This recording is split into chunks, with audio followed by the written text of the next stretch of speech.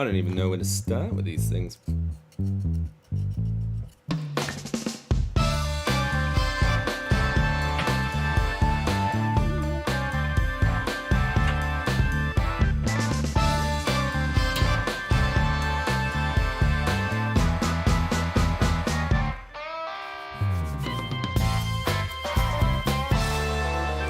Hey!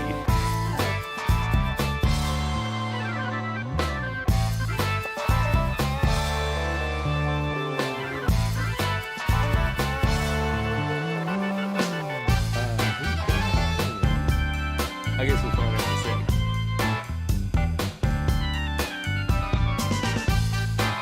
Alright. 60 seconds.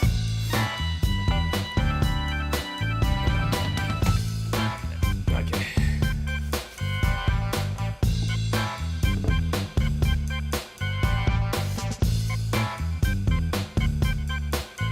Good evening. I'm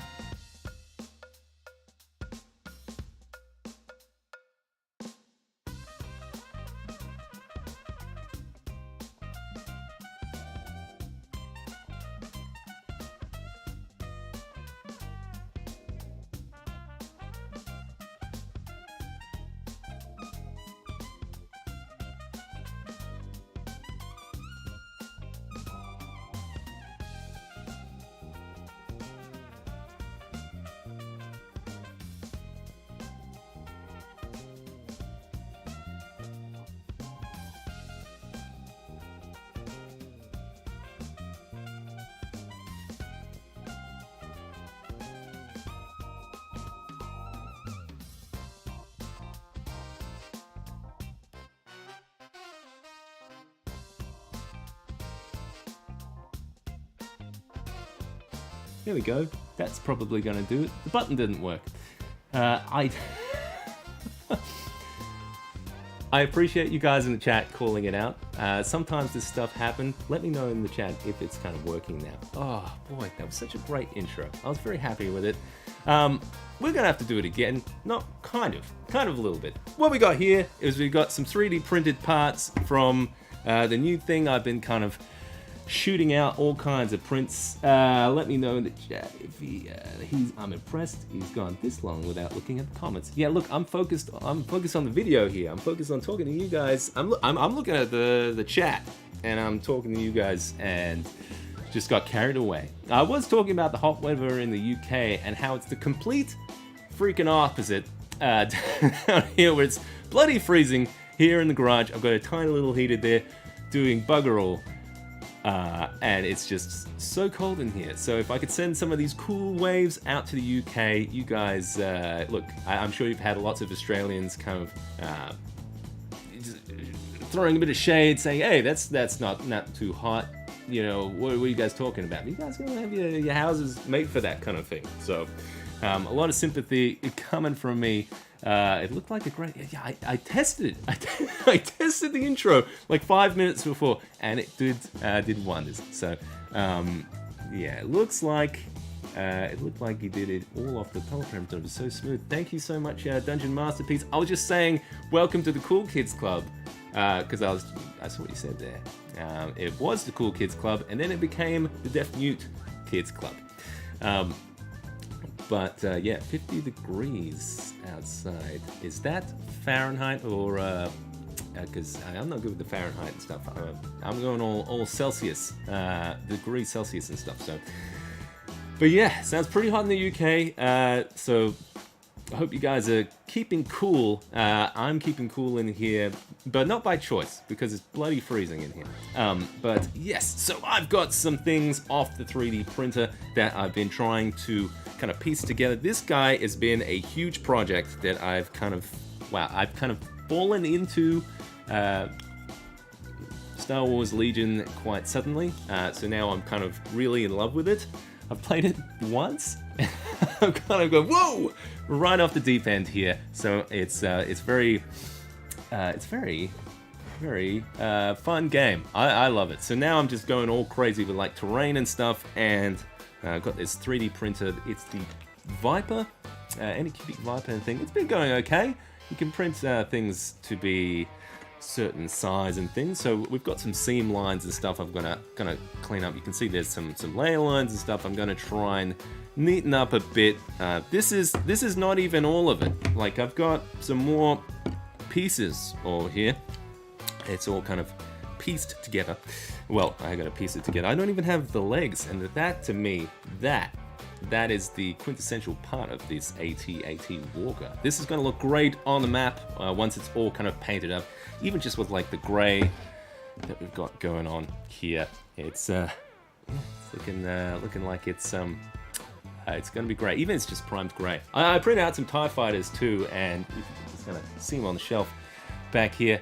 They are a lot of fun to kind of print out. I haven't painted those either. It's the problem with 3D printing. You'd think it's like, oh, I can print so much, but then when are you going to paint it? When are you going to paint this stuff? I don't know. But I was shouting out in that intro, Hall of Craft, for his new video on the Elder Brain Dragon. If you haven't seen it, check it out.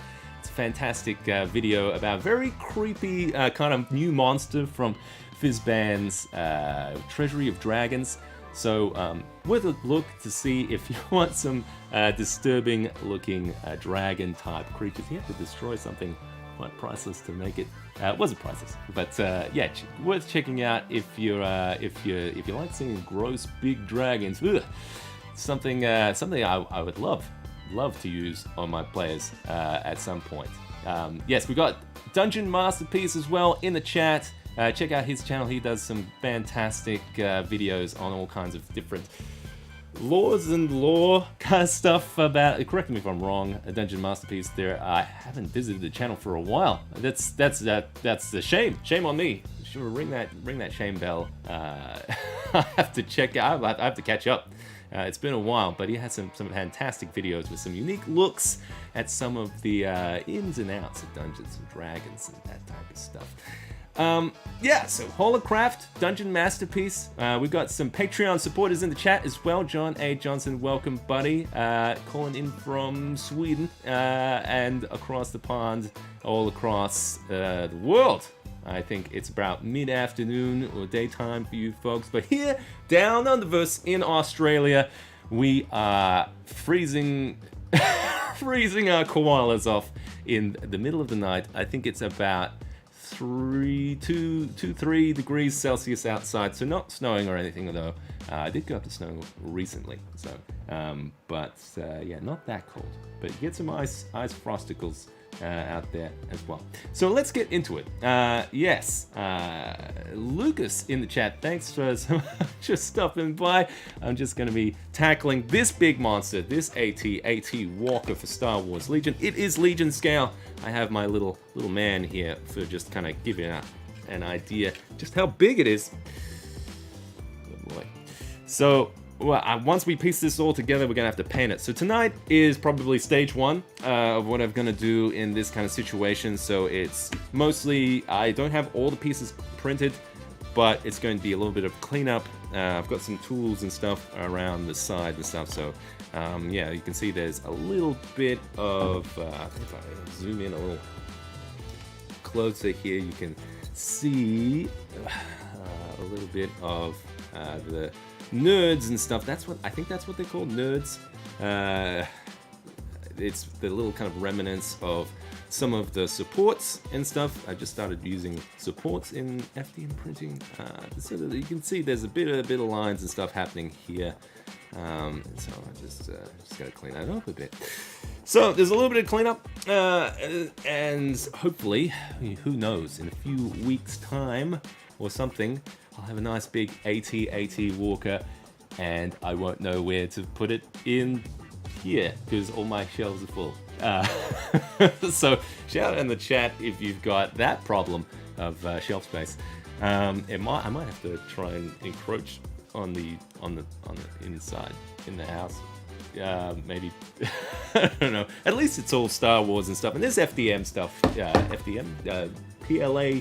Plastic stuff, that's super durable. Like I'm like, the kids could play with this kind of stuff and have no problem at all. Well, we got music coming in through the video. Just gonna do a little tech check here. Just make sure we're all, yeah, I can hear the little funky music coming through. All right, let's chill out here now and get into a little bit of cleaning here. All right, we've got Holocraft saying it was 41 degrees Celsius here in Canada yesterday. So you guys got all the heat over there. Summer is over there. It is not here. It is not here at all.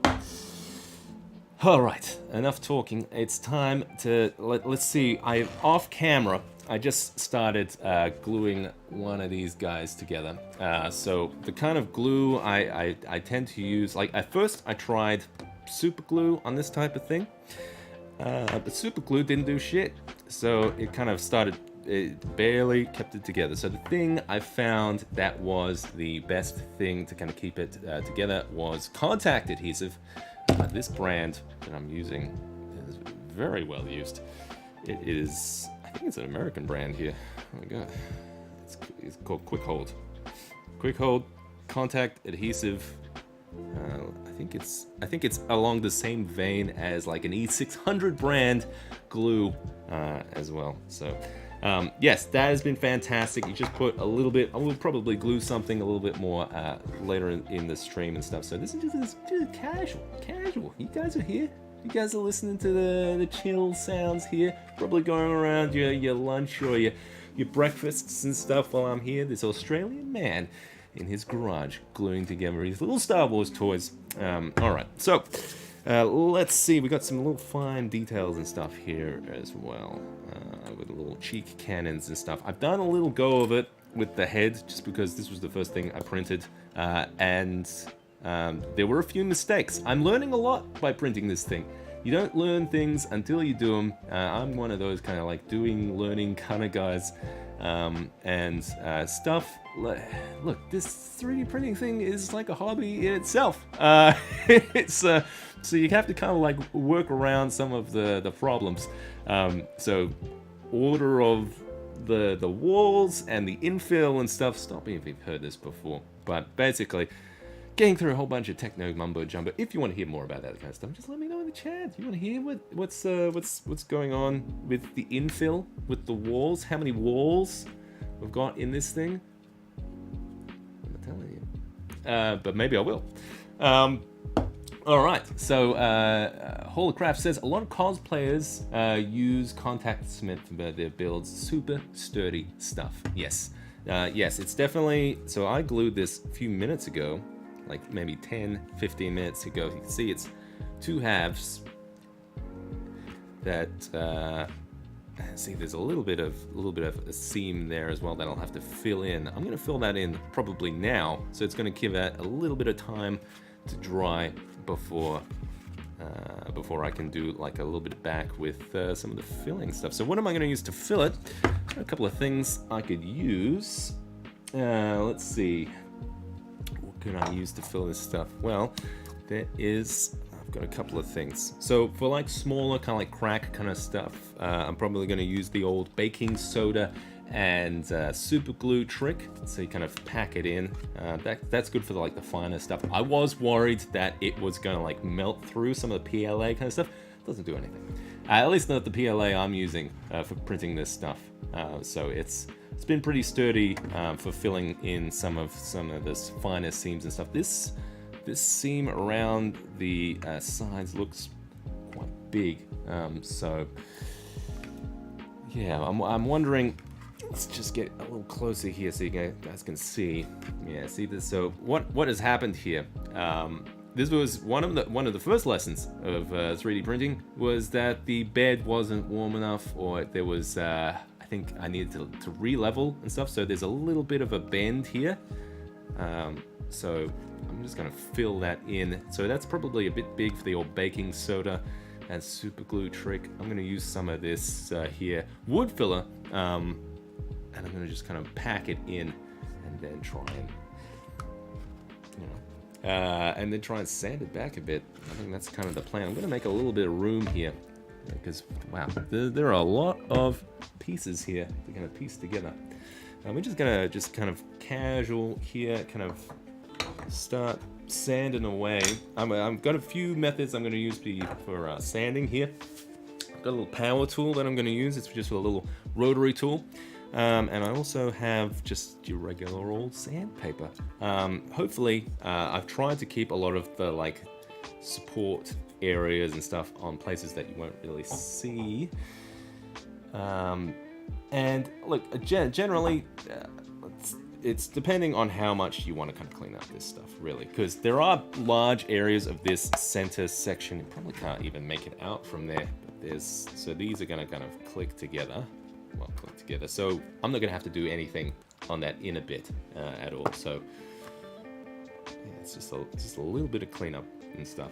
So if you're working on something at the moment, joining me as you're hobbying, doing your own thing, let me know in the chat. Always kind of keen to hear what people are working on.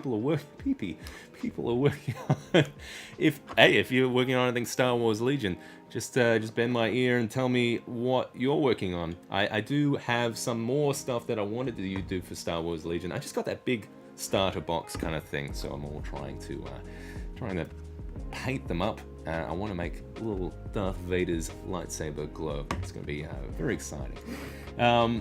Dungeon Masterpiece says could be bed curling, where the print slightly peeled up from the bed during the printing process. Actually, I do know what it is. What was happening is usually you have an extra kind of what do you call it? It's like a skirt kind of thing. You can see the little remnants of it around the edges, but basically there wasn't a lot of adhesion happening, so there was lifting up in parts. But now that I've got a good temperature on there and it's all calibrated and stuff, it hasn't been doing too badly. All right, so I'm gonna move some of this stuff aside.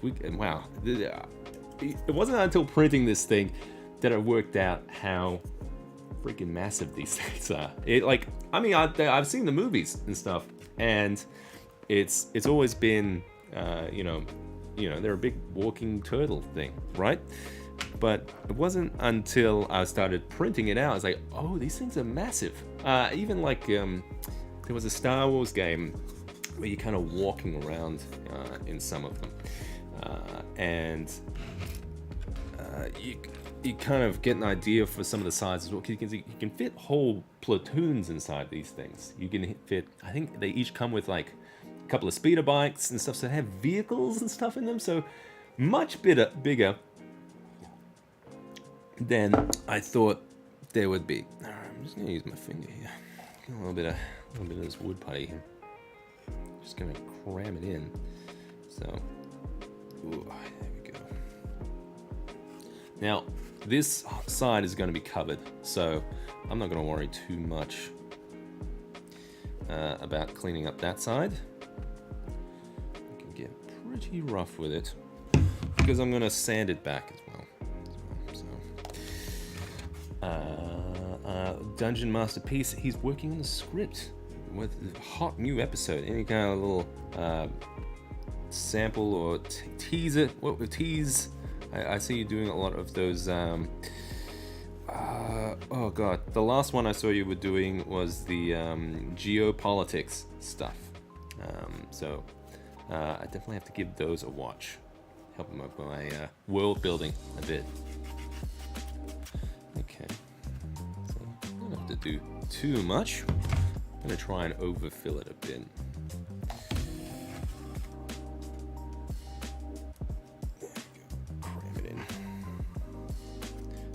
Could use a little bit of water here as well. Try and smooth it in a bit. Whoa.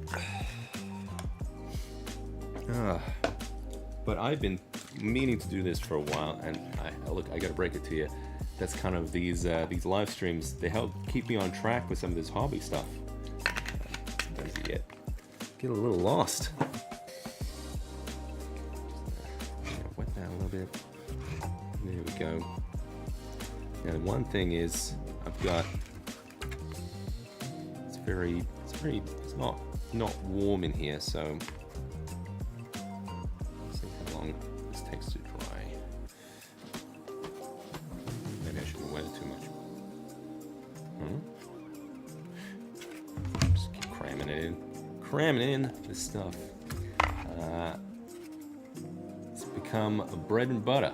The old geopolitics. How many subscribers are you up to now, Dungeon Masterpiece? Yeah, you've been going well.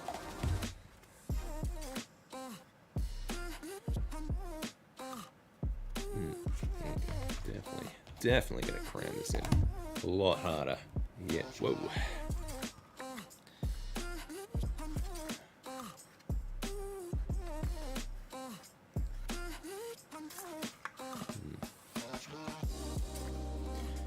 Tell you what though, I have not grabbed a whiskey in a while. I've been missing it. Holocraft in the chat says, I've got my morning meeting now, so I've got to split, but I'll keep the stream open for the view and pop back when I can. Appreciate it, buddy. Appreciate it. Good luck with the meeting. Yeah, I'm happy to be part of your working day.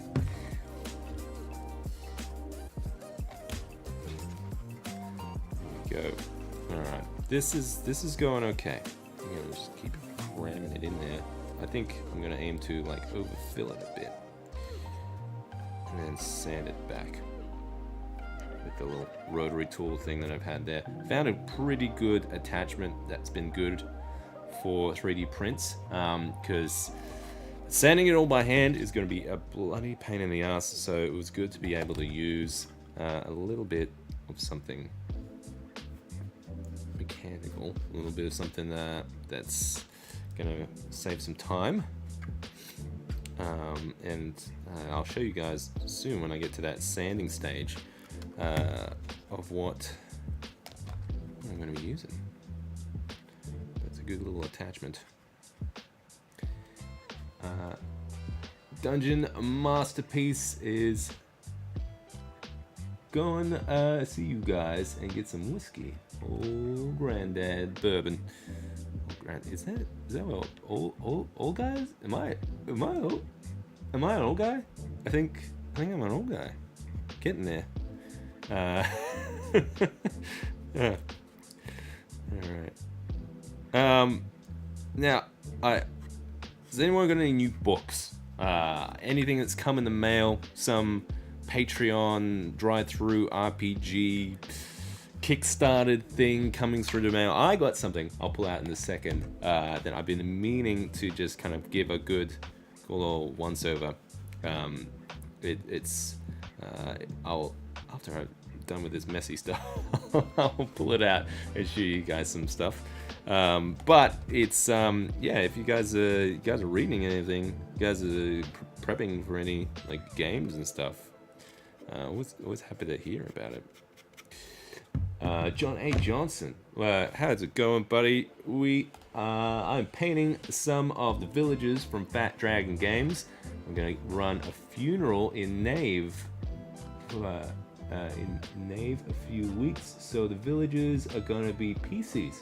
Each player is gonna have 3 to start with. Oh, Nave! Are you talking about the Questing Beast rule system? I've had a lot of fun with Nave. Is a good time. We did have to customize it quite a bit to kind of get some more kind of depth to the characters, but it was a lot of fun just because how easily people could die. It was just kind of everyone come to the session with 3 characters because well, in the first 10 minutes, 2 of them were killed by some hideous trap by some cultists. As you wanted to do. All right, so this guy is all filled in there. It doesn't look too clean there, but we're gonna clean it up with some of the sanding and stuff later. I did that first, so that's gonna give it some time to dry and stuff before I can sand it up. So put that aside. Let's see, what else have we got? Oh my god, I got this stuff all over my fingers now. Give me a minute here just to find something to wipe this off, and I'll pull out what I've been reading reading lately. Is that a lie? Have I been reading it? I've opened it. I've looked at some of the pages. I've read a little bit of it. I had a little peruse of the PDF before they sent it out to me. But let's have a look. Questing Beast rules, yes, very modular. Yes, there's some great takes on Nave. I had a lot of fun with Nave, so definitely can vouch for that game. Yeah, so what I'm working on, what I'm looking at lately, is going to be my latest attempt to try and get the wife to play some D&D or something. It's the Easy D6 game, but from Runehammer and DM Scotty's book. It just came in the mail this week, so I gotta make sure I don't get wood filler all over it before it's all pristine here. But yeah, it's a very nice looking, streamlined D&D type system. I guess it might have some similarities to Nave in some parts. There's some D6 dice rolls on some things, but yeah, I've been enjoying kind of reading it, and it looks like it kind of holds a lot of just kind of like streamlining the whole kind of D&D process a lot more. So if I can work it out, then maybe I can get my wife to play Dungeons and Dragons finally for a chance. Yeah, I don't know why she hasn't played it yet. Because we have kids, really. That's the thing. But yes, this is out, so I just picked it up on Drive-Thru RPG. So if you haven't already, it's definitely worth a look. They've got a little sampler on there, a little sampler PDF, which should kind of give you an idea of what it is. It's kind of like I want to say rules light kind of thing, but there's enough rules there to kind of help guide gameplay and stuff to kind of keep things on track, but not enough. Not enough, but there's enough there to kind of keep things on track, but not bog down the game in too many rules, because that's kind of I've been having a little bit of a love-hate relationship a bit with 5th edition D&D, because it's been well, I love the game, and it's all I've played, with the exception of a few OSR type system kind of things, maybe a little bit of what's on the shelf, Coriolis, a little Free League kind of stuff. I've been playing a few of those, but yeah, so like 5th edition, especially in the later levels, the combat. Oh boy, some of those rounds, they go for a long time. And some people love that, and some people that's their kind of thing. And I see how it could work if you're like meeting up once a week to play D&D and type of thing. But when you're getting together once a month, and then it's the whole session is like 3-4 hours, and it's just the one combat. I mean, don't get me wrong, combat can be good, and it can be fantastic. It's just sometimes it gets bogged down. So I'm hoping, perusing through this Easy D6 book, maybe DM Scotty can spray some fresh water in my eyes for this old dungeon master, especially because this dungeon master. Maybe I am getting old. I'm getting a little less patience for all like the weird rules and stuff. Questing beasts, yes. All right. I was meant to have chat showing up on the window. Just a little bear with me here. I have not had luck with this thing at all. Here we go. Is that? Holy crap, it's actually working. It's just super small. And black. Wow, you're gonna have to double that size, Seb. Yeah, okay. Cool. Well, I'm glad it's working, but I'm gonna leave that off. Because this is gonna be a whole thing of me kind of like going into stream elements and stuff. Let's get back to the old bird here. You see, it's already touch dry there. I'm gonna give that a few more minutes, then we can start sanding it. Now we got some extra pieces here, stuff that I've started cleaning up already. Let's see, what can we work on next? Now, I've got a few of these large back sections that I'm starting to kind of piece together for the AT Walker. I should probably have had some like AT stats. If you're curious on printing one of these things for yourself, I've put a link in the description to the Thingiverse link of where a good place to use all of your filament. One of these pieces is super solid and super heavy because I didn't do the infill properly. Indestructible though. Indestructible. You'll never be able to break that thing. But there are a few things that I've been kind of learning off this thing. Where is a good learning piece? Okay, this is the solid one. Yeah. Now I thought having the infill big would help with some issues. Let's see if I can show you some issues that I had. Let's see. Let me zoom in here. So if you can tell there, it's not too bad on the camera, but you can see there's a thing called ghosting, where the needle moves a bit. The nozzle kind of moves around when it's printing, and there's a little bit of shaking there that's going to happen. So I'm going to try and sand that back a bit. You can see a little bit up there as well. And I don't know what the hell that is. That's like a big old wang there. PZ, welcome buddy. Mork book. Talking about Free Elegant is a pre-rules light and quick in combat. I have seen that book. It is very bright and stuff. Thank you so much for the contribution there. 5 euros. Thanks so much. Just made your EVA foam torches 2 days ago and they look amazing. Thanks for the tutorial video. Took me over 15 hours to make 4 of them though. Wow, 4 of them. That is going to look fantastic. Actually wish I did make more of these because they are real centerpiece to the whole dungeon, really. They tie the whole thing together. Well, I'm glad you found it super helpful. Thank you so much for the contribution there. John A. Johnson, I like the black hack.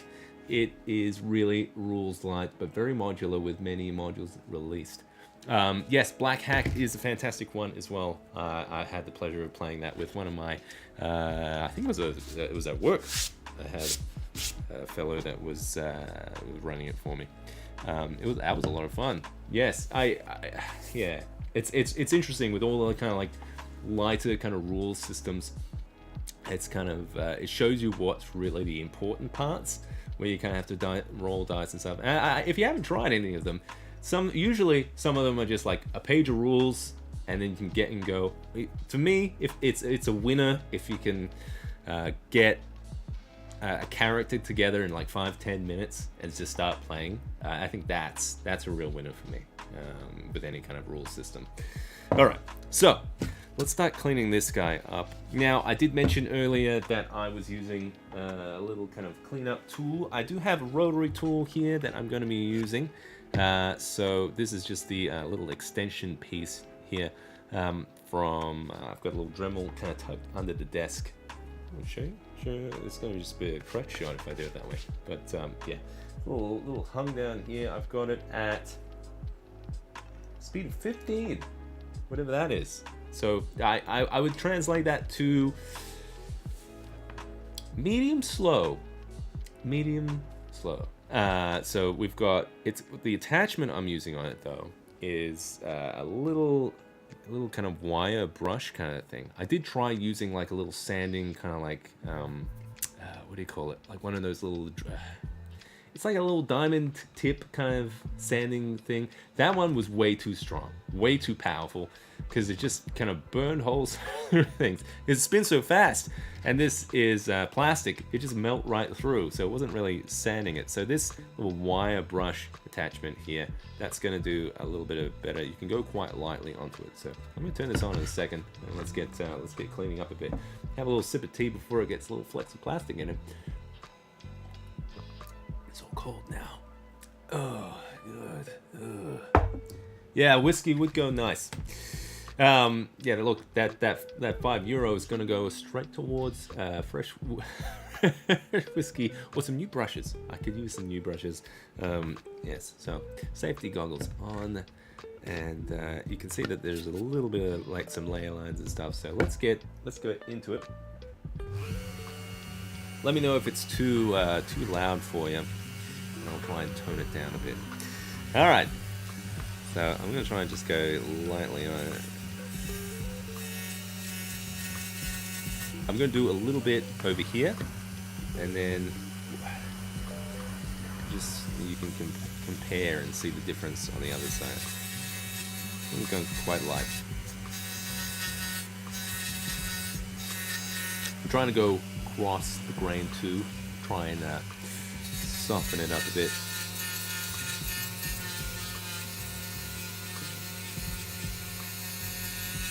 I think this is generally like a polishing thing. I think that's what it is. Yeah, I'm gonna try and so the more pressure I put into it, the more it's gonna take. I'm going very lightly. It's a very slow speed. Let me know if that noise is annoying, and I'll try and lighten it up a bit, or mute the microphone. So I'm trying to go lightly, and the reason I have it at a very slow speed as well, because I don't want to melt into this thing. Now, of course, there's another method you could do if you don't have power tools. You could just use sanding bits, your sandpaper, that type of thing.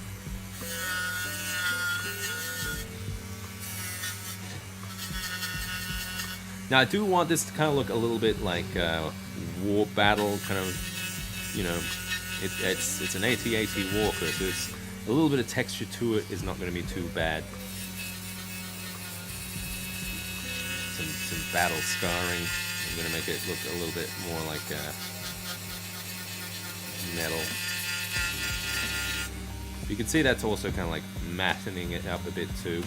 So I'm just going to keep working it a bit. So we've got some ghosting lines around here, but I'll just finish cleaning up.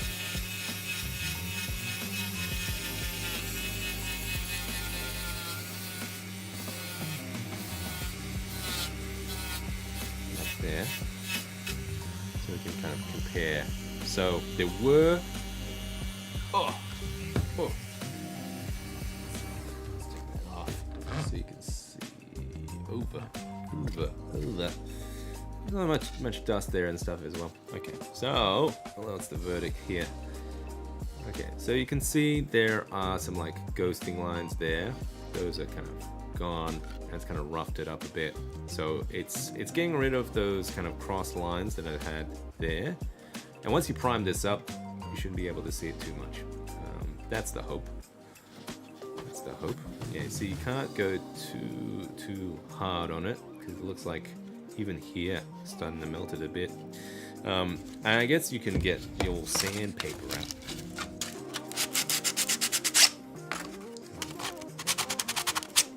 Clean up some of those edges. I see. That kind of works too. Yeah. Yeah, this is your 60 grit type of stuff. So, yeah, this is it. This is, man. I'm gonna try and clean up this one piece. See, it's just freaking massive. This thing. It's just gonna take a long time to kind of get this up. Are there any like large projects that anyone's worked on, like to this scale, bigger, to kind of that's taken a long time, but because it's a passion love project. I love Star Wars, so even if I wasn't into the Legion thing, which you know I like quite a bit now, it is nice to have some Star Warsy type stuff.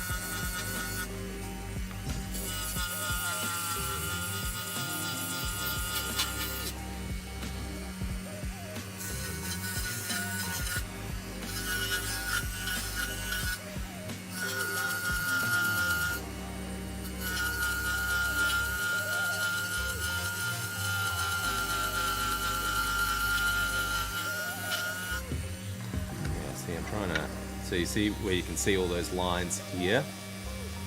So I'm trying to hide those a bit more. Some of this works. And it's working. I mean, I think it's working. If you don't think it's working, let me know. They say, Seb, you've been sipping that tea too much, Seb. It's too much.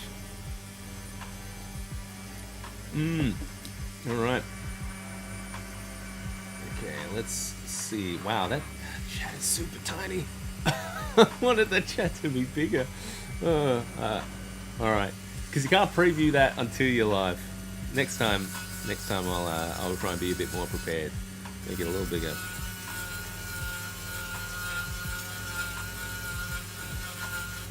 Yeah, that's like butter.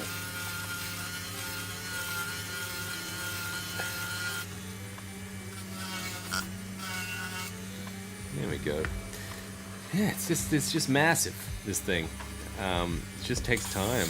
Oh man, yeah, you can totally see along the side here. These layer lines are huge. Now it's probably way more pronounced because I mean I had this set to like fine settings as well. But yeah, you can totally see a lot of those layer lines. You know what? I'm gonna work on this half, and then we can see a comparison. Side by side. That'll be fun. Let's do that.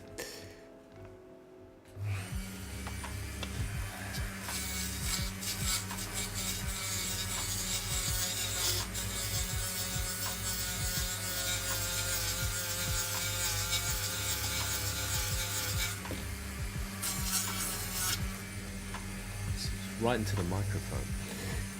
Look.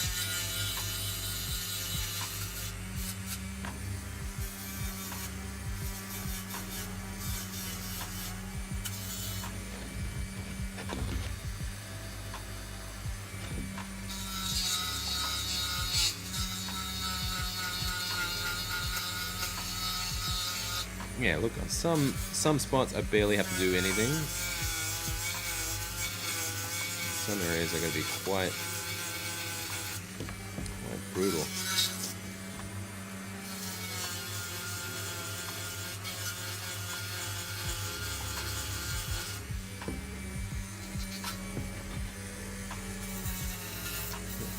Here's a problem.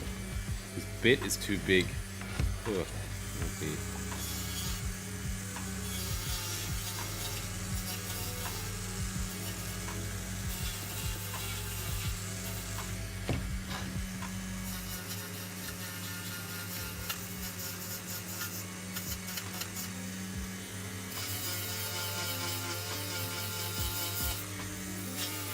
So I'm hoping to keep streaming this kind of stuff. Well, this is going to be a work in progress for a while. I'll probably do a lot of cleaning up off camera and type stuff. So, yeah, I mean, subscribe to the channel if you want to see how this thing turns out in the end, instead of these big red blocks. But yeah, we might, hopefully, this is going to motivate me to get to like a priming stage here.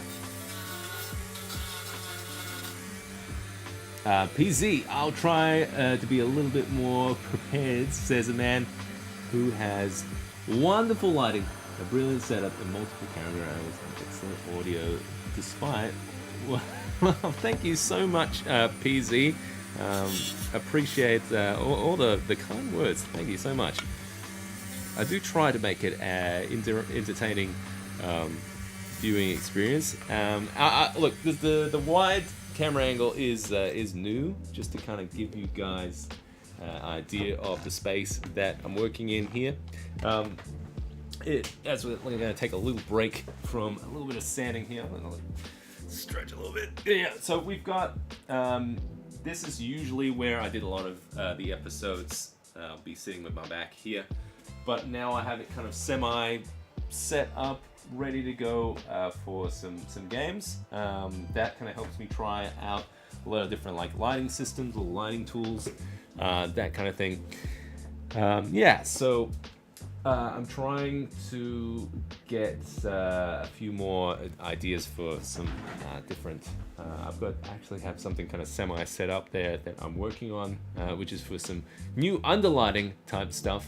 Trying these new LED smart panels that aren't cheap, but if I can justify it with some kind of like interactivity you can do with them, because they're kind of like touch sensitive, so you can do little interactions with them. So I was curious, like if you touch them, can you say like, all right, this zone is going to be like lava, or this is where the fireball is going and stuff. The squares are about, say they're about six inch squares. Yeah, so I'm still working out that video, but hopefully that should drop in a couple of weeks.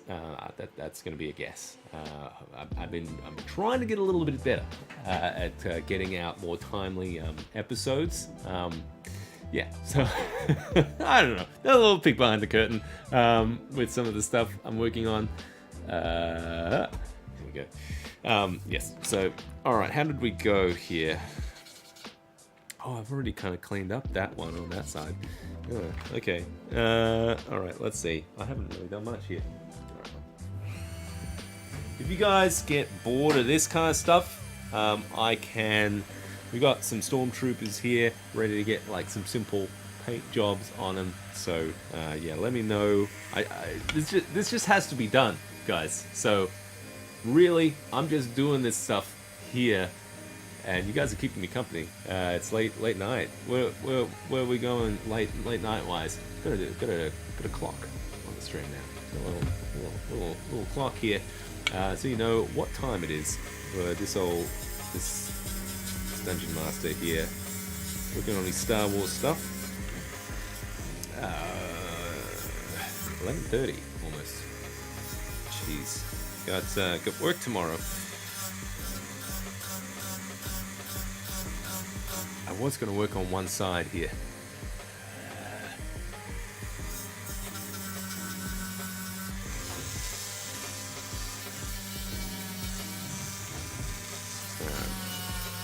Wow, this back panel is pretty jacked up. I want to say because how was it orientated on the build plate? It's like this. It was flat like this. So yeah, you probably see that stepping a bit more pronounced because it's on a like slight incline, slight angle. So yeah, you probably wouldn't even notice that on like a resin printer. But then it's like, Seb, why didn't you just print it on a resin printer? Because I don't have a big resin printer. And I was excited to print stuff big.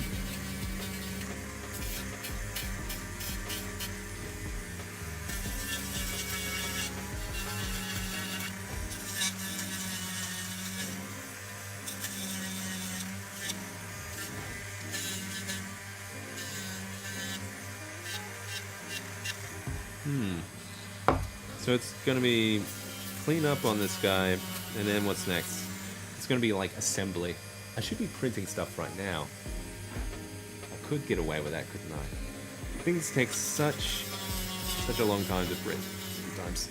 Like this guy, this big rock of plastic, it took, I want to say like the big pieces took maybe like well over 24 hours. Probably, what was I going to say? Yeah, probably like just shy of 2 days, like 36 hours or something. So he's a big boy. This guy he's massive, and he's going to be fantastic. I don't know how I'm going to use him on the table. I just know I need it. It's going to be posable as well. I think it is posable because just looking at how some of the joints work, like I haven't even tried assembling this thing. Okay, that stuff's getting pretty dry. But yeah, I think, let's see, this guy, he's got a back bit. Kind of slots in there. Let's see where I changed filament. Okay, and then you've got, this guy. It's in here. Oh, that's a snug fit. That's a snug fit. Okay, see, you can be a little rough with this stuff. This is FDM. All right, so then those guys are clipped together, and then so we got. So now you get an idea how big this thing is. How bigger this thing is. Oh boy. So I gotta still print 3 more of these thighs. That's what they are. They kind of go there. I think there was like a plug thing. So there's lots of pieces. If you look at the file on Thingiverse, you see that there are lots of separate pieces. So they were going to have 3 more of those. And then there's this guy. This guy goes, it goes under here. I believe it goes like, I don't know, like that. Okay, so then, you see what I mean? This thing is freaking massive. Oh.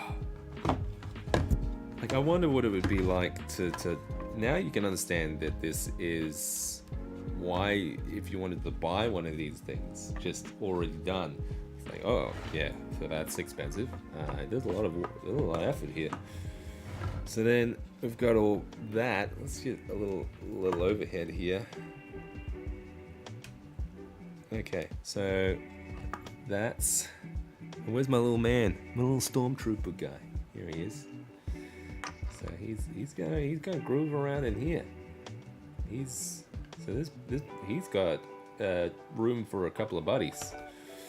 So I haven't even printed everything. I still have most of the legs to print. I think that's where I'm up to. So then there's gonna be 3 more of these guys, and then, wow. Yes. Do you have any tips, ideas? PZ is asking for lighting atmosphere stuff that didn't make it into the video. Small or boring details. Any tips for lighting and atmosphere stuff that doesn't make it into the videos? That's a great question.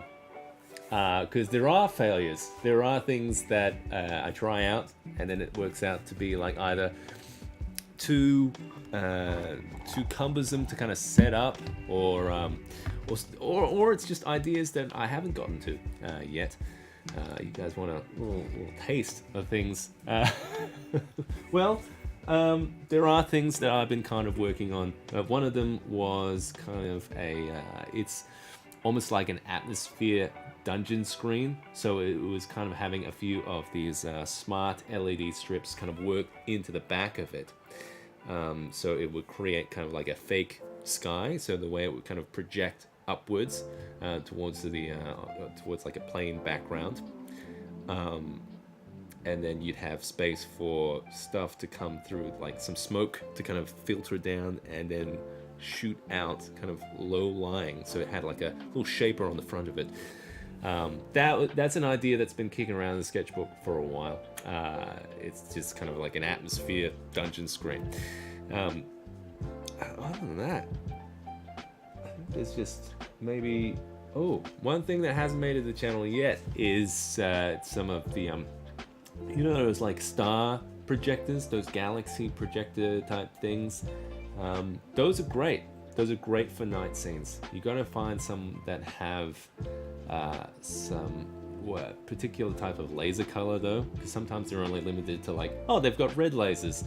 Stars aren't red, they're not red. Yeah, it's kind of like the wavelight. It works a lot like the wavelight, but it has some like laser dots and stuff which are quite bright, which work well for like night sky type things. So those have been quite good. If we've got the party camping at night, you can just project that up at the ceiling, and that's a nice fun little kind of atmospheric lighting type thing for that kind of environment. Oh, we're away Wanderer. We're away Wanderer. Welcome, hello, welcome to the stream. We're just working on some giant AT-AT walker type thing. Oh boy, this thing is massive, and I'm being very suddenly overwhelmed with the amount of work here. Any shouts of encouragement from the chat is going to help me work away. We've got we're half an hour till midnight here. Got work tomorrow. We'll come in late tomorrow. Oh, what are you doing, Seb? Oh, I was working all night on this AT-AT walker. I needed it for my Legion games that I'm not playing quite yet. But yeah, man, this thing is massive. I think I want to keep it in a way that you can pose it in different ways. I think that's going to be cool. So it is massive. I think what I'm going to do now, that stuff has dried quite a bit. All right, I'm gonna hit this stuff next. So if you didn't catch the start of the stream, we had this large piece that was separated. It was printed in two separate pieces, and we've kind of glued it together with contact adhesive, because that's way better than super glue for this kind of PLA plastic. And then there was some big seams to it around the edges that I've filled in with some wood putty. So now I'm gonna try and sand that back a bit. So hopefully I can make it nicer. If I don't, then I guess battle damage? We'll see where we go. All right, let's put that one aside. That's gonna be a lot of work to clean that up. And we got some smaller paint. Actually, you know what? We're gonna try cleaning this up a bit, and I'm curious to see how the rotary tool works on some of these smaller bits that I have. These were printed and they had some kind of supports on them, so there's some little bit of evidence on the sides that show that they were printed, 3D printed. With some supports, can clean that up, make them look a little bit smoother, hopefully. Yeah, so yeah, if I can show you there, it looks a little messy. The bright side is though that this is the clean side that you see. So this is all kind of, see where did it fit? See, it kind of clicks in and tucks under there. So you're not really gonna see it that much. Maybe it'll just be a good little test for me to kind of work out. What am I gonna... Well, hang on a sec. It's gonna be a little test for me to see how it cleans up, I think. All right, let's try on the wood putty, see how it goes. All right. Is anyone playing Star Wars Legion? If if you've played Star Wars Legion, you're probably playing more than me, or you played more than me. Just because I'm super beginnery, but I played one game and I was freaking hooked, man. That game is very nice, very appealing, very streamlined system. I'm not a big war gamer at all. Not a big war gamer. I've played Dungeons and Dragons mostly. Then tried a little bit of 40k Kill Team very briefly. I've got a team over there, squad stuff that I have to paint. I've been told that Horus Heresy is worth a look. I might be training some friends soon enough to see if it's something that I should hop onto. It sounds like a pretty cool system. And then there's Star Wars Legion, which I freaking love, man. I've got some freaking what do you call? Yeah, I got some Ewoks to paint. I'm gonna have like Ewok unit. It's gonna be like super fantastic little grenade things they're gonna run in. Can you do that in Star Wars Legion? I think I'm taking a lot of liberties here. All right, let's try and smooth this out a bit. Let's see how this goes. It's got a bit of a smell to it.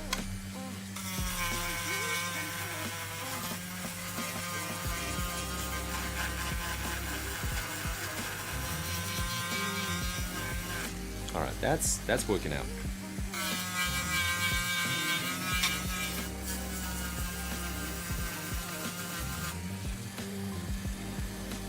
Yeah, I think so.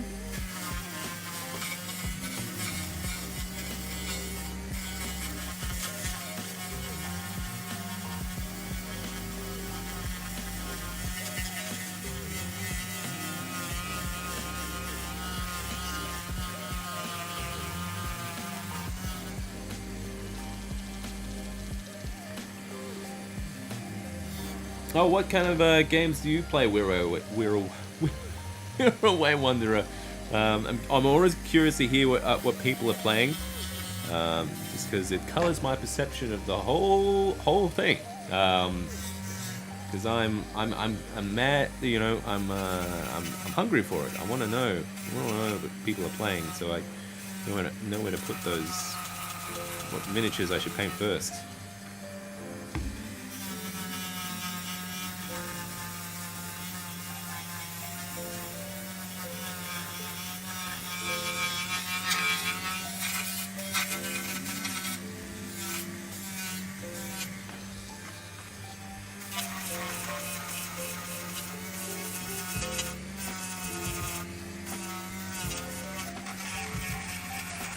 Oh man, it is good. I'm wearing safety goggles. I'm feeling like chunks coming up right towards my eyeballs.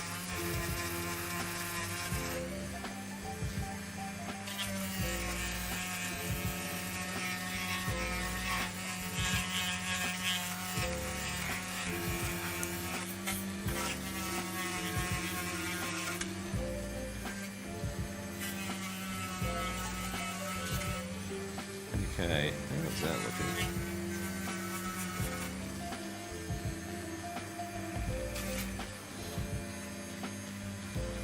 It's the thing though with this stuff, is you're not really sure exactly how it's going to look until you prime it.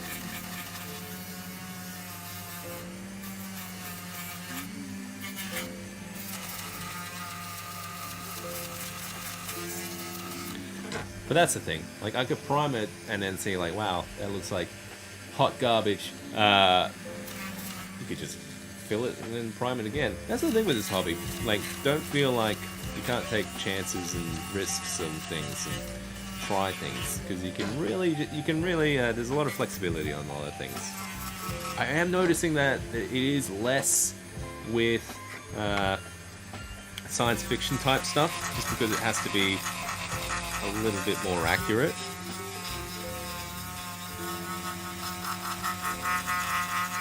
But I guess that's the good thing about the whole Star Wars used universe type approach. Things can look a little bit more banged up. Try to see that scene there. I might have to get in there with some sandpaper. But that is actually working pretty well.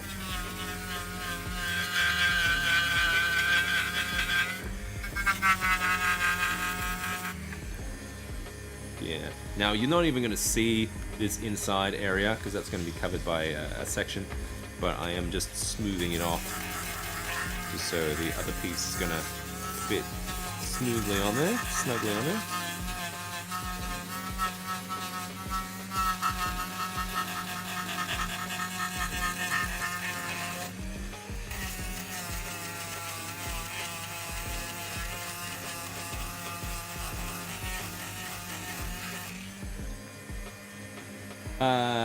Okay, well, we got some, what do we got?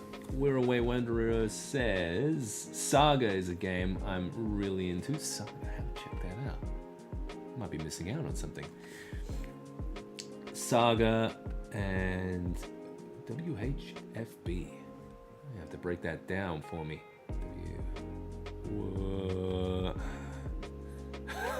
Take a guess here.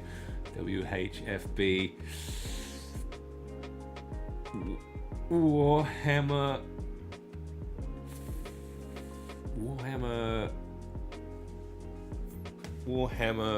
something. Fortnite.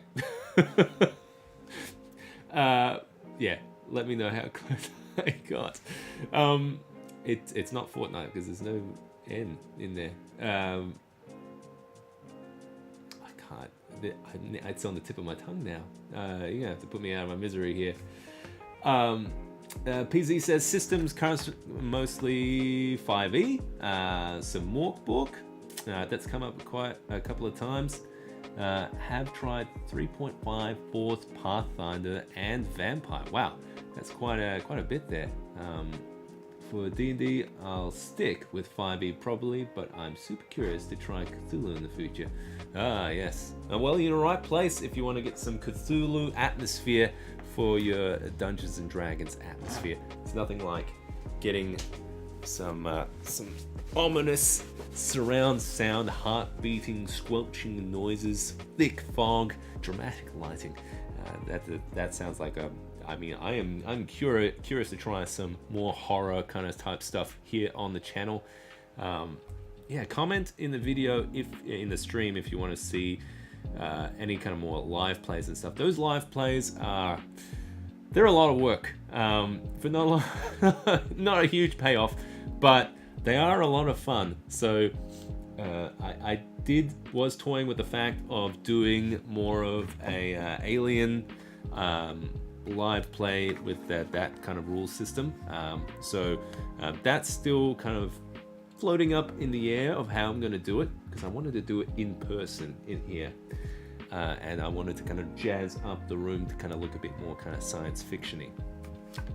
Maybe if I could do it in a more kind of science fiction-y way that's kind of flexible to Alien, Star Wars, 40k, that kind of vibe, that I could kind of do a few things with. John A. Johnson says, my main campaign is homebrew, like a very modded RuneQuest with many house rules. House rules are great.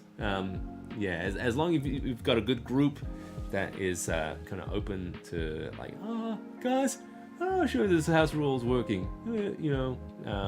I have had to kind of backtrack on some house rules here and there. It's because like, yeah, sure, you can summon this horse whenever you want, meanwhile, we're having cave puzzles with dragons and horses mixed into the mix. So, yeah, can get quite but can lead to some like hilarious kind of situations as well.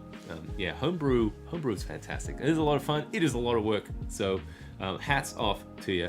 That's some good fun. But yeah, a lot of work with all of the world building and stuff. Call of Cthulhu is also one of my favorite games. See, I hear Cthulhu coming around here and there. I played some of the board game version where what was it? It was like Arkham Asylum type thing. So it had some Cthulhu type stuff in it, but it wasn't the full Cthulhu experience. I should hit up my friends who do Cthulhu type stuff quite a bit, see if I can get a little sample of that action. I wonder how the rules are. If it's something that's very complicated, or if it's yeah, I'm bad at learning new rules. I'm gonna get better at this. I think maybe that's why I gravitated to Star Wars Legion, just because I was like, oh, this is so clean and stuff. But I've heard good things of the Horus Heresy, so I'm gonna check that out. Warhammer Fantasy Battles. I got the WH. None of the rest. Better luck next time, Seb. You'll get it. Oh, thanks, pal. All right. I was just kind of mostly curious to see how this cleaned up with the wood putty, and it is quite smooth. Yeah, I'm impressed there. Yeah. Okay. Next thing I'm going to try out is I'm going to have a look at how it handles some of these. If you're curious about what kind of tool I'm using here, this is a Dremel. I've got the extender, like the flexi extender in here. I've got, let's see if I can get a little shot of the thing. Oh, it would be down here. There we go. Oh, it's got, there we go. We've got, it's hanging down there. There we go. It's, what is it, the 4000, I think? I used it for the little custom city tiles that I put together. But basically, it's pretty good, pretty powerful, because I have one of those jeweler type ones, and they didn't cut it for some of the bigger stuff I was trying to cut away. Alright, so I'm going to try and sand some of this stuff. Alright.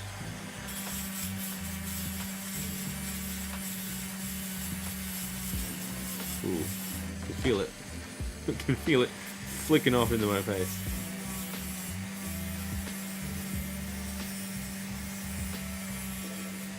It's definitely smooth in it.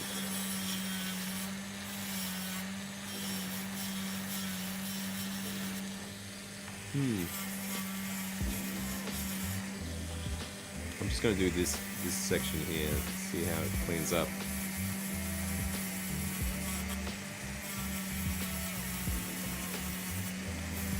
Yeah, definitely wear safety goggles with this type of thing.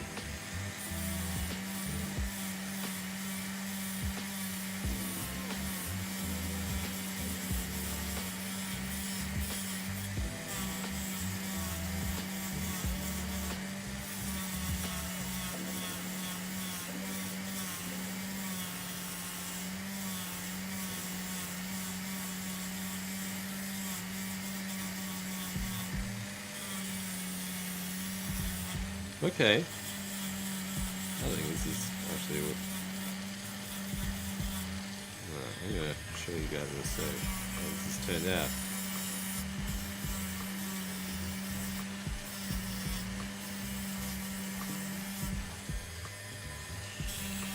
That's better than I expected.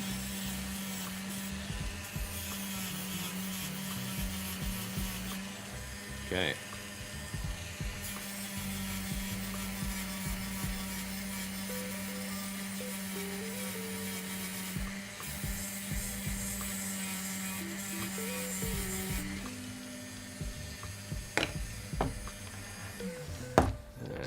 Alright. So,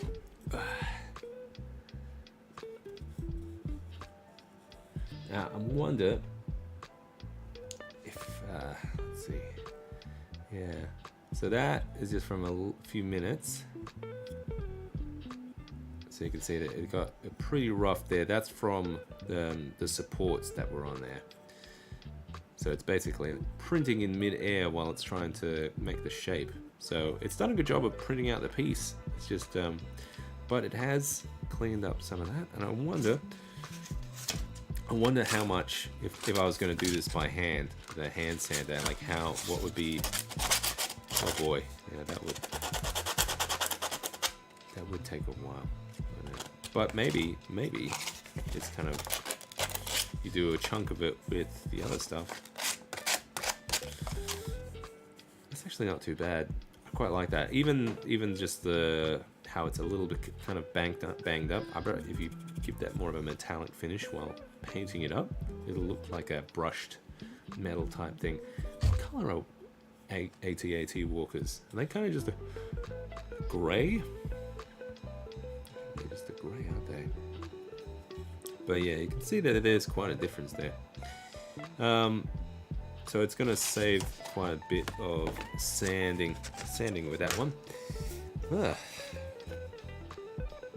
I can finish off this piece.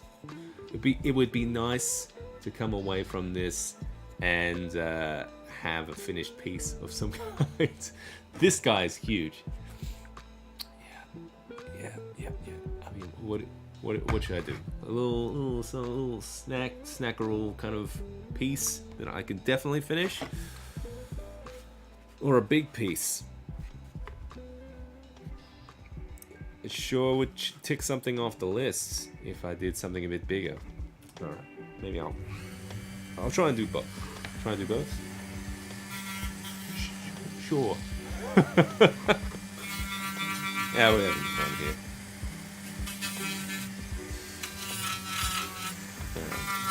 So I'm just gonna clean this up as much as I can.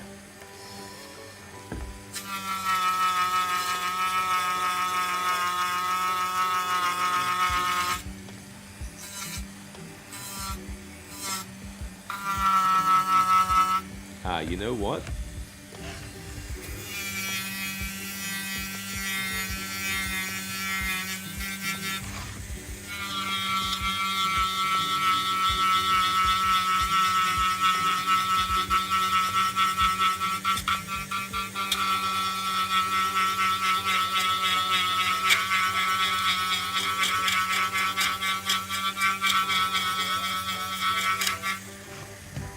There we go. Oh man, totally lost that detail there. There was these little grooves that were printed. Guess it wasn't meant to be. Alright, now you can also see, this is something else I learned whilst 3D printing. Let me know in the chat if you do 3D print. It seems to be a big part of the hobby these days. But one thing I was learning about, you can see in little sections like here, you can see there's a little bit of smearing going on there. So what that really usually means is there's he says big piece. All right, we'll stick with a big piece. You can see usually it means there's not enough infill, or what was it, walls, I think. But I think my plan, if like so far I'm not too phased if it's only little sections like that. You can kind of see some of the little almost like it's kind of hasn't filled in properly. Like here is a bit more. Where's that? Yeah. I found pretty good for that in some areas. Your mileage may vary. Is using the old super glue and baking soda trick. So I've just got some baking soda here, and I've got some fast curing super glue. I'm gonna just pack some in there, just with a little brush. Try and make it as smooth as I can. Ooh. Yeah, that I think a lot of people. Johnny Johnson says he's rocking the FDM printer and the resin printer. That's a good combination. Like, I feel like a resin printer is good for those miniatures, those small details, those greeblies, little extra detail type things, and then, you know, your FDM printers for all your big stuff, all your AT walkers, all that kind of stuff. All right. I mean, you've probably been printing for quite a bit. You probably could tell me I'm doing wrong here. because I'm brand new to this FDM printing game. Okay, all right. So I got some of the baking soda in there.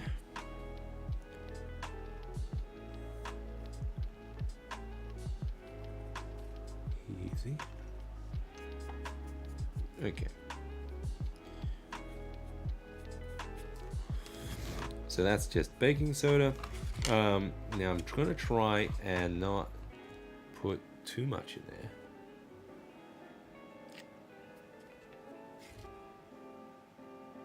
But there should be like a capillary type thing where it...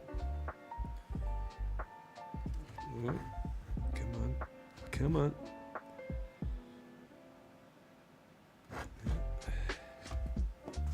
I'm gonna dab it up a little if I can. There we go. God, it stinks. Okay. And so that is going to be rock solid. Might do it again. But instant dry. There's still a little bit of texture there, but it's not such a gaping hole this time.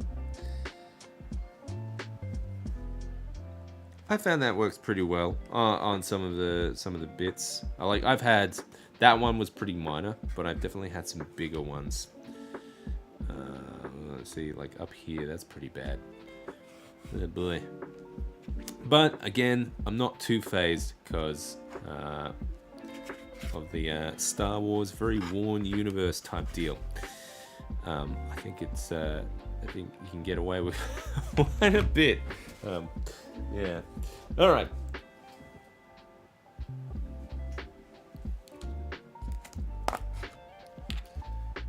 All right. What? Just before midnight. Oh man. Can we get there? Can we solve anything? Any part of this? Does everyone here just do their hobbying at night like me? Sometimes I get the day off, like a rare occasion where I can hobby during the day. Sometimes it's nice to like even just kick up your feet out the back, have your wet palette all loaded up with some paints, and paint some minis outside. That's a lot of fun sometimes.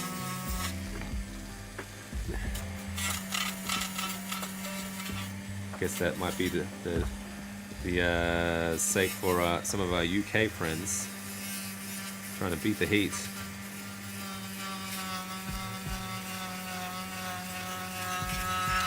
Although, like, I would guess that the paint would dry pretty quickly.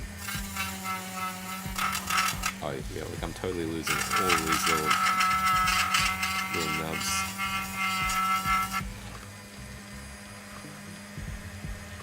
We should turn this into a 24-hour stream. Holy shit.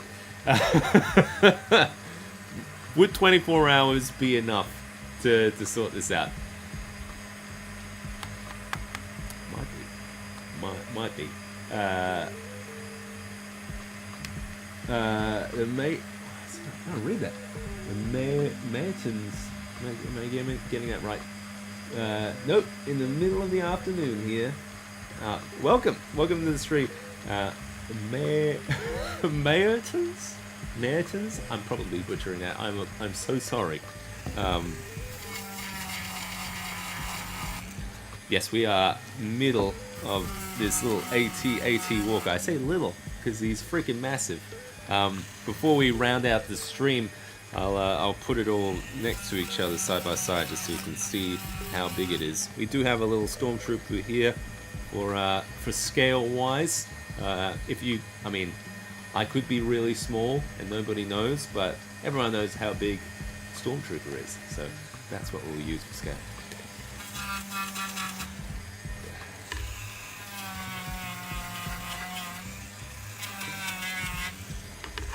Alright, this is looking better. Let me know. It's getting a little annoying on the microphone. You're butchering it, but you'll be forgiven. Look, it'll all come due when it's all painted up. Trust me. I think it'll look. If anything, it'll have a lot of table presence. This giant AT Walker.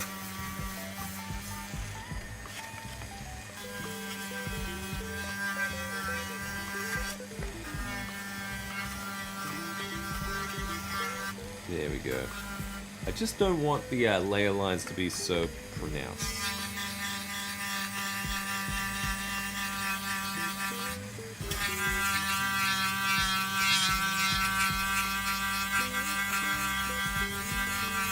I'm going for like brushed plating, that kind of feel.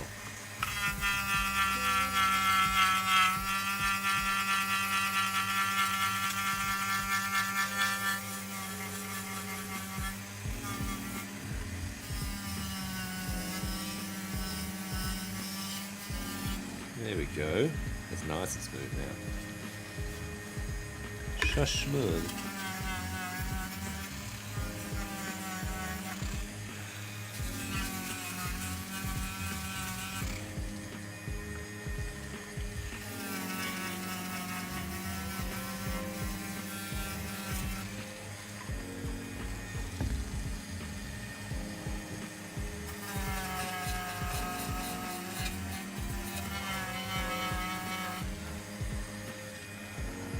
PZ says, oh, I am butchering the name. Yes, sorry. I thought you were talking about this.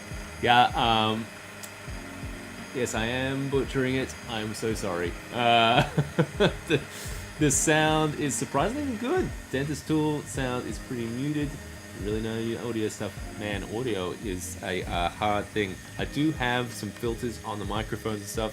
A lot of the equipment here I'm using is some Elgato stuff. We got the Elgato microphone here, and they have some good in filters and stuff, which are quite good at helping with that some kind of stuff.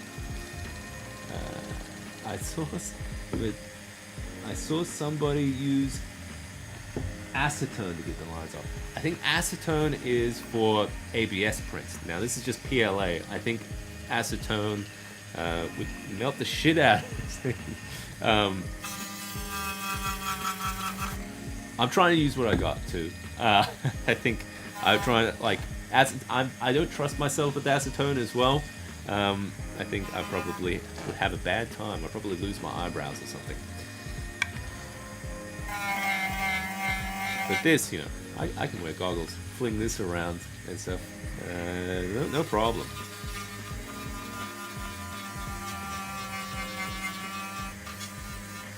I think acetone's for the ABS stuff. Correct me if I'm wrong, because I'm new to this stuff too, and I'm trying to work it out. What's the best results? You know, just having a little bit of fun. Now I know this thing isn't going to be perfect. You know, you're not going to get rid of everything. All the lines and stuff, but if I can do enough, like if I show the head here, you can see it's smoothed enough that you don't see it too badly. I think once you do a proper like paint job, and if you're careful with some of like the dry brushing and stuff, I think it can come up pretty well.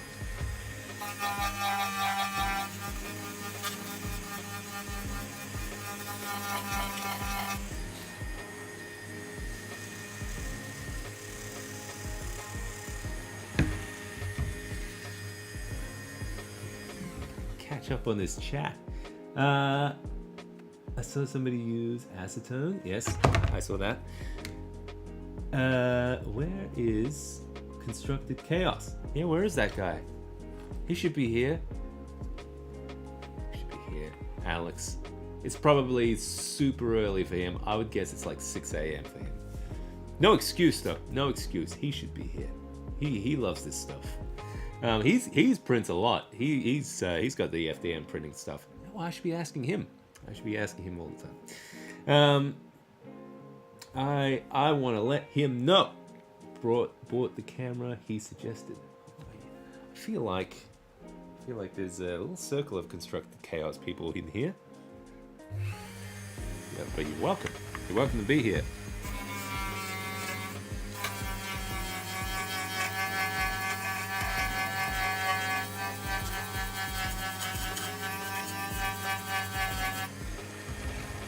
If you're not familiar with Constructed Chaos, I had some of them on the stream, not on the channel not too long ago, probably a few months ago, in February, we did a Let's Play on the channel where it was a nautical themed adventure. It was a lot of fun. They're a fantastic group of Let's Play D&D. They have their own live stream games. I believe it's every Thursday. You'd have to check out their channel. They're on Twitch and YouTube. Fantastic Let's Play D&D. They've been going for a while with that campaign, so I have to catch up. I haven't seen a few of the last ones, but a lot of fun to watch. But yeah, they were on the channel. There is a one shot if you go to the channel, which is a lot of fun too.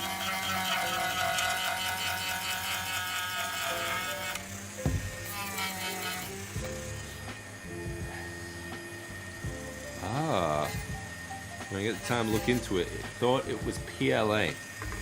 Yes. Okay, I'll have to look into it. I am nervous. I wonder if it would work on something this big though.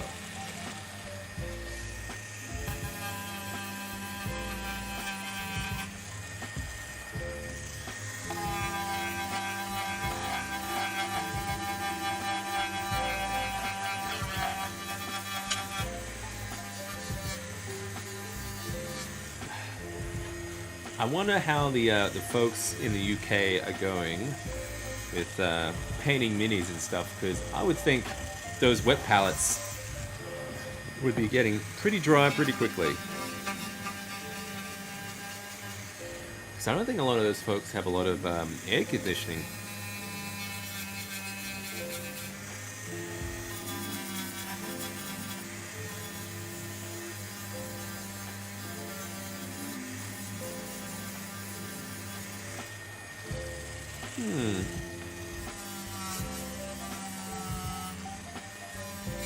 You know, it would be great if it was like a 24-hour stream and at the end, got an AT-AT walker. You're putting things in my head. You're putting things in my head. I don't know if take time off work. Say I gotta take time off work to do this live stream thing.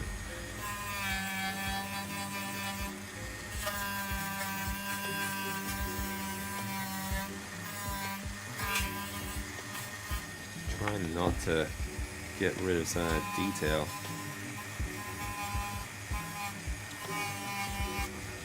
Okay. Yeah, I gotta be selective about where I'm going with this stuff.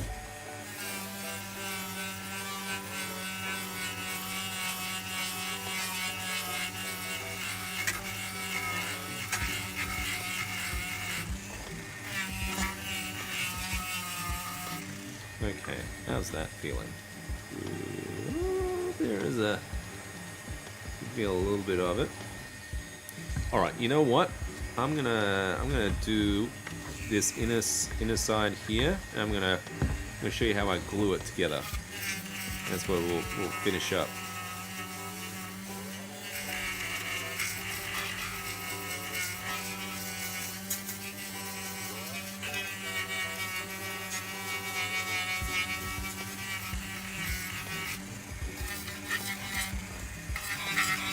It doesn't have to be too beautiful in here, because you're never going to see it. But it has to be pretty flush. This isn't too bad up here. Might be able to leave it.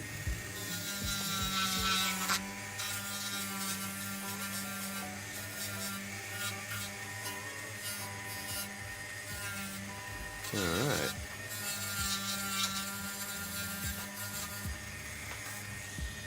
Okay, that's reasonably cleaned up around the sides there. Hang on, let's just get that through.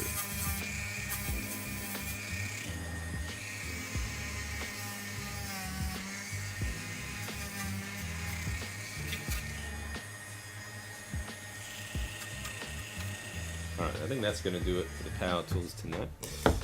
Alright, so what do we got? We were cleaning up a few pieces tonight. I was working on this big guy. Finished the AT. My girlfriend says thumbs up. Do it 24-hour stream, thumbs up. Oh boy, I'll have to work out the details on that one. That would be a lot of fun. It would be tiring. Definitely have to have some whiskey for that type of thing. All right, now I'm gonna have a look at just some pictures here just to see how it all pieces together. I think it has these front vents. These front vents are on the front. So, okay, so it looks like this guy fits in there like that. Okay, that's gonna be glue there. Very good. All right, so what I'm gonna do is I'm just gonna clean up the edge around here. I'm gonna glue it on. You know, don't need safety goggles for glue. I know what I'm doing. Okay. So clean up the edge. So the edge around here, usually when I'm doing the 3D prints, I'll have a little bit of a skirt around it. That's just to help with adhesion onto the build plate. So adhesion is important because you don't want it to move around while you're printing. I'm just gonna clean it up a little bit here, just with a knife.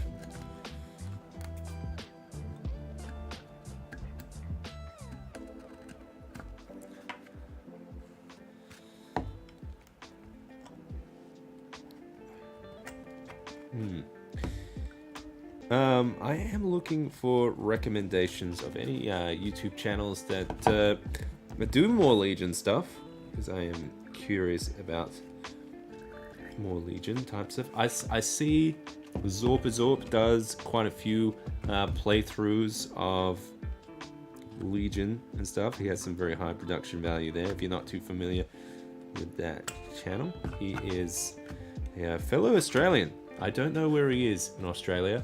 Australia's a big place. There's a few of us down here. I see Miscast. He's Australian too. I don't know where Australia is, but I would love to collaborate with that guy. I've got a project in mind. Yeah, Miscast, call me. Let's do lunch. He's probably in New South Wales or something. I'm in Melbourne, Victoria. So. The lower part of the main island. Island? Do you still call it an island? It's just a giant. I guess you call it. Is it an island? I don't know. It's good by sea. Good by sea. All right. This stream is really neat and chill. I'm glad you're enjoying yourself. I'm just casually doing this stuff because this is what I would normally be doing at night.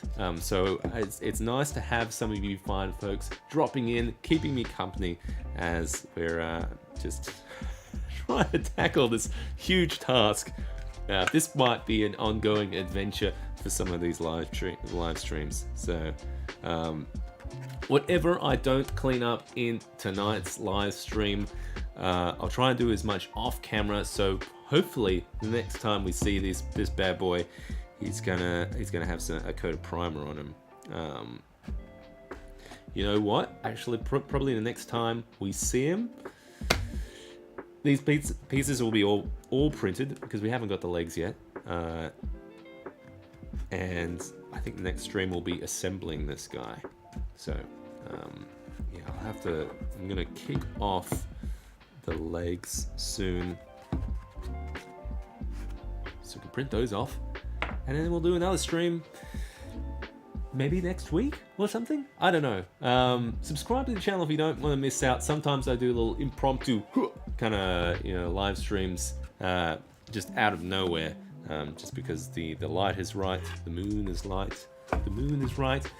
So yeah, stay tuned to the channel, because the kids are all asleep and I've got all this nighttime ready to tackle the walker or work on videos. So yeah, a lot of fun. Okay, all right. So I was saying I'm gonna glue this guy together. So what you can see the size of this thing already. Okay, so let's see. I'm curious what's your background. Where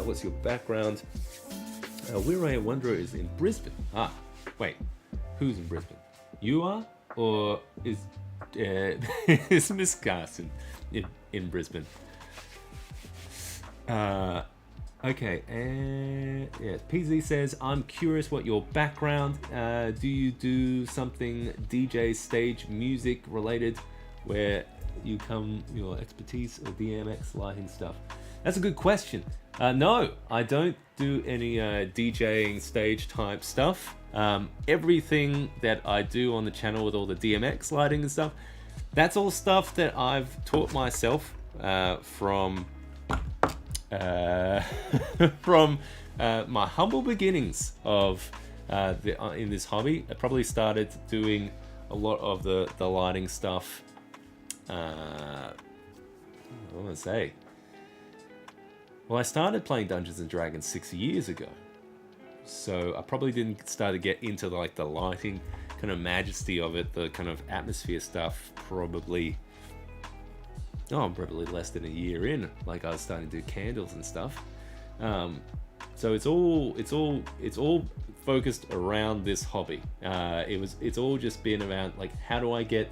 I think that the thing that took me towards DMX Town was how do I get that thunderstorm lightning type lighting, and I wanted some of that kind of control and stuff. So it was Googling stuff how do stage productions do lightning stuff? So it's they got the DMX stuff and stuff. So so it is very hard topic to find information on, especially specifically for tabletop gaming.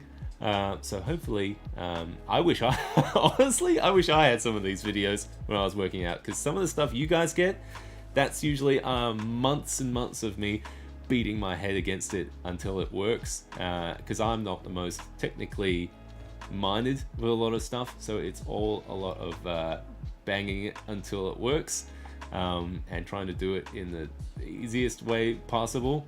So I bet there's all stage production guys and engineers that are he should have coded something when he pushes his button and stuff. It's oh no, he's using shortcut keys and software and stuff. That's more my jam, more my speed. So no to the DJ stuff. Big boy Bastion Seb, he's not DJ Seb. He's not that guy. But I do some illustration and stuff on the side, and where I kind of have an idea. I do animation in my day job, so it's more about lighting, understanding and stuff. So I have done some kind of artistry in that type of vein. So it kind of loosely relates on a few of that kind of stuff. It is a pretty big island. Yes. Carl Meg stuff. Welcome. Ooh, that's a big boy. Yeah, this is the big AT-AT. We'll put it all kind of slightly together towards the end of the stream, which might be happening soon because it's past midnight down in Australia. But let's see if we can. I'm going to try and glue this guy together now, just to show you the kind of glue I'm using. I am using some of this contact adhesive. Yeah. Something to applicate it with. Usually a little piece of cardboard or something would be good. Let's see if I can find some paper or something. Chipboard? Cardboard? Yeah. Oh, I got it. Oh, jeez. Just gonna cut some of this guy off and use it as a little bit of an applicator for some of this contact adhesive. Just need a little piece.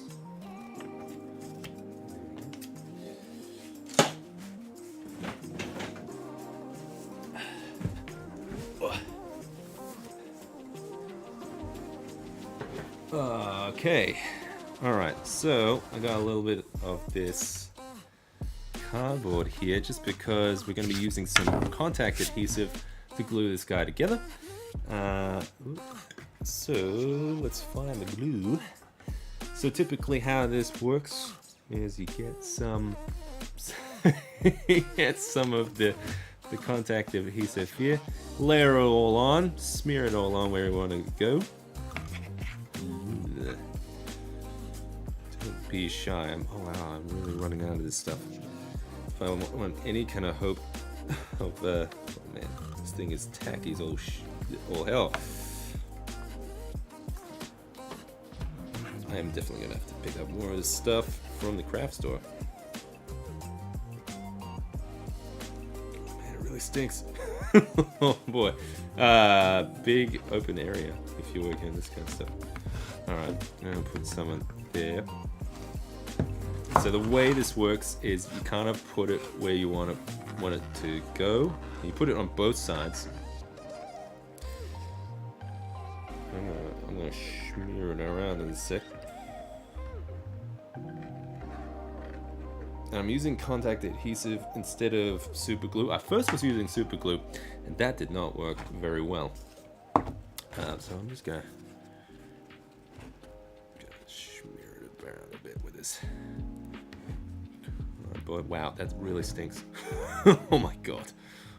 Oh. Ventilated area, kids, if you can help it. Okay. But once this is on, this will hold very much. I might need a little bit more there. So usually you put this on, and then you wait a little bit for it to dry a little bit, and then you slam them together. So it's kind of like it needs to wait for it to kind of get tacky a bit. I think that's how it works. That's what it says on the tube. So a lot of people don't read instructions. I'm one of those weird guys that do. My wife doesn't read instructions. She trusts me to read instructions on a lot of things. It's like, oh, why doesn't this thing work? I was like, well, did you read the instructions? Well, it says right here. To be fair though, some of those instructions are not great. Wow, this stuff really stinks. Oh my god. The stream is just going to be Seb passed out from contact adhesive fumes. Okay, alright.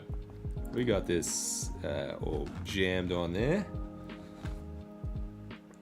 Just going to try and keep color in the lines. Alright. Got it all on there. Getting all higher on fumes. All right, we got it all on here. Give it a minute.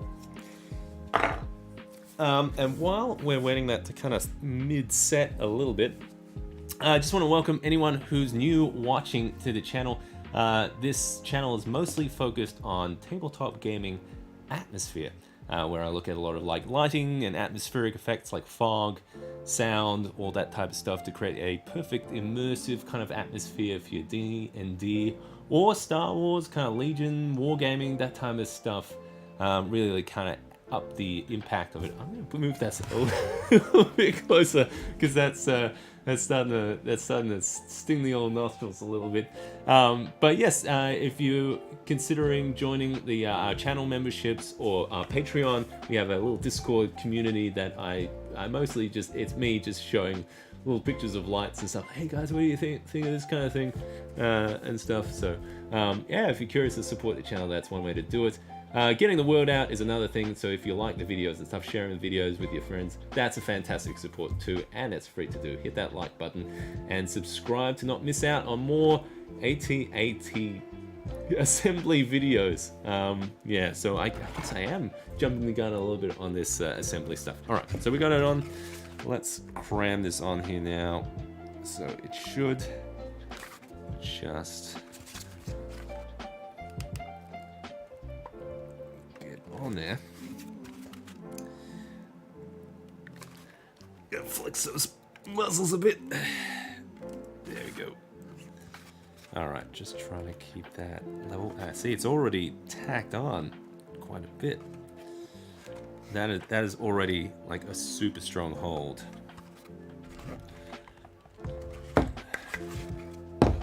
Alright, so there's a little bit of filling work to do, but that is already pretty strong.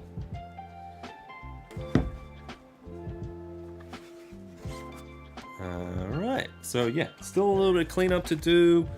I guess like let's before we round out this stream, let's have a little bit while I try and clean up these messy bits. Let's review what old Seb's kind of done to this thing. All right, so we've done a little bit of cleanup on some of these pieces. There's going to be a lot more cleanup coming up with some of these pieces as well. I'll try and do a lot of that off camera, so next time I live stream on the channel, hopefully that means we're going to be assembling this stuff. So I still have some legs to print. We still have a few extra pieces to print. Man, this thing is big. I'm going to probably need another spool of filament to get through this thing. And we've started filling in some cracks and stuff, and we've even started assembling some of it. So if we want to see how big this thing is getting, let's just have one last look of all the pieces that I've printed so far. Does that fit in there? No, it does not fit in there. It's like a big turtle whale thing. Put it like this. There we go. Yeah, well, he's broken now, but you know what? I could just stop right here, and it's a big old crashed AT walker ready for the for the table. You know, you get some of those like texture pastes and stuff. Actually, that's not a bad idea. That might fill in some of the detail. Anyway, thanks to everyone who's joined me for the live stream. It was a lot of fun having you around.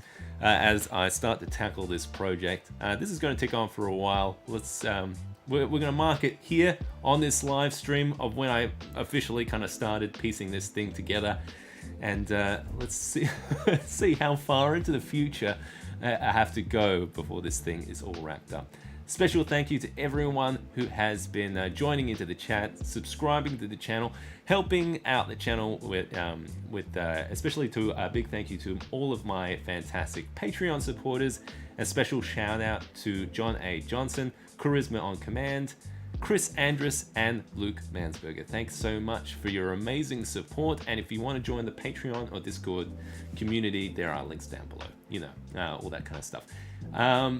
Feel free to join on Instagram and stuff. Sometimes I post a little behind the scenes type things, that kind of thing. And message in the comments or reach out in direct messages and stuff. If there's, like Seb, gosh darn it, these lights aren't working. What can I do? I usually try to help out those folks too. So thanks so much for coming in, and until next time, I'm Sebastian, and let's create and inspire. Catch you then.